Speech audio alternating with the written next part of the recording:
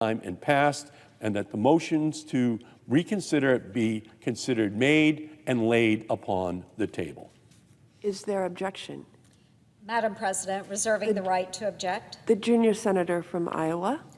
Reserving the right to object, Madam President. Here we are again. Another day, another sympathetically titled bill offered by my Democrat colleagues where the talking points don't really give you the full story. Case in point, the Right to Contraception Act. The so-called Right to Contraception Act purposefully goes far beyond the scope of contraception. It includes provisions that could guarantee the funding of abortion providers and defines contraceptive in such a broad way that it could include drugs to induce an abortion weeks or months into a pregnancy.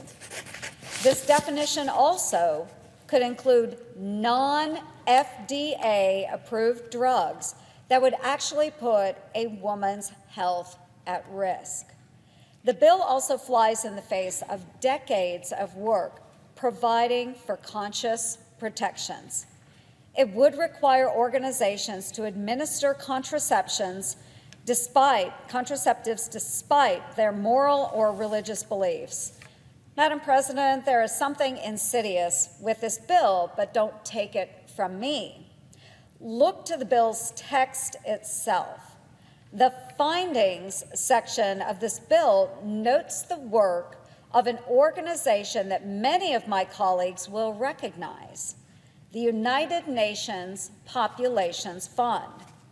This is the same organization that contributed over $10 million to a mass sterilization campaign in Peru in the 90s. That campaign was rife with coercive practices.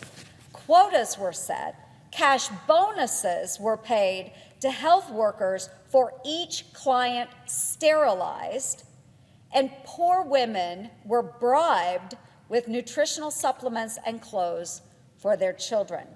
And let's not forget the former Population Fund executive director's high praise of China's one-child policy. But let's be clear here. Routine use contraceptives should be more easily available.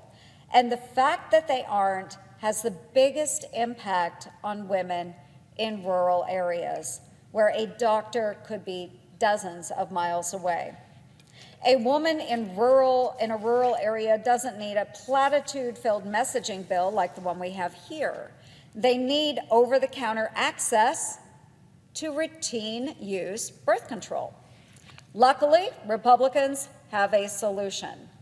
My bill, the Allowing Greater Access to Safe and Effective Contraception Act, incentivizes manufacturers of contraceptives to file an application for over-the-counter access.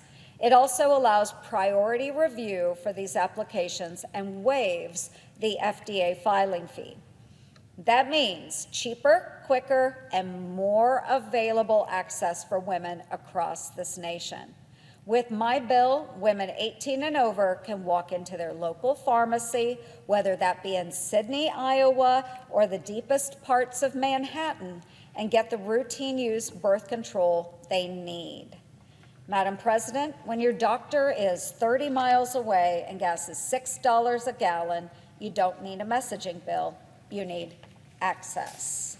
And therefore, I object. Objection is heard.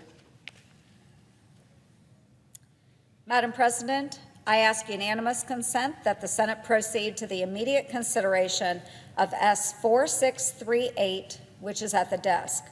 Further, that the bill be considered read a third time and passed, and that the motion to reconsider be considered made and laid upon the table. Is there objection? Reserving the right to object. The junior senator from Massachusetts. Thank you, Madam President. I do reserve the right to object, and I thank the senator from Iowa, but her bill would not ensure access to birth control, and it fails to codify the constitutional right to birth control across the United States. In fact, her bill would actually restrict access to birth control for individuals under the age of 18, requiring a prescription, even if the Food and Drug Administration has approved an over-the-counter option. And we cannot lose sight of the fact that this bill does nothing to address the reality that for many women, true access means being able to afford birth control as well. Last month, I co-sponsored a bill that would guarantee that insurers fully cover over-the-counter birth control without any out-of-pocket costs. No one should have to jump through ridiculous hoops or pay extra just to get the birth control which they need. Not to mention that this bill would do nothing to prevent states from restricting or even banning access to birth control. The reality is that Republicans refuse to acknowledge, and that is that over-the-counter option doesn't help patients if their states are chipping away at their right to birth control. So, with the senator from Iowa's objection to my unanimous consent request, and with her counter-unanimous consent request, Republicans have made their position crystal clear. No abortion, but no birth control to prevent the need for one. Republicans have just showed the American people where they stand on their right to contraception, while Republicans won't protect our fundamental rights as the Supreme Court and right-wing state legislatures take them away. My Democratic colleagues and I will continue to make our efforts to keep in place the fundamental